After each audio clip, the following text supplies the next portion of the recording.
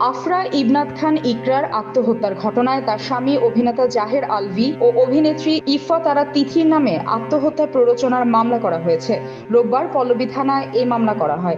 বিষয়টি নিশ্চিত করেছেন পল্লবী থানার ওসি AKM আলমগীর জাহান। জানা যায়, মামলায় আলভী ও তার মা সহ পরিবারের কয়েকজনের নাম উল্লেখ করা হয়েছে। ওসি বলেন, অভিযোগ পাওয়ার পর তা গ্রহণ করে নিয়মিত মামলা হিসেবে নথিভুক্ত করা হয়েছে। ঘটনার বিভিন্ন দিক খতিয়ে দেখা হচ্ছে। ইতোমধ্যে প্রাথমিক তদন্ত শুরু হয়েছে এবং সংশ্লিষ্টদের জিজ্ঞাসাবাদের প্রস্তুতি নেওয়া হচ্ছে।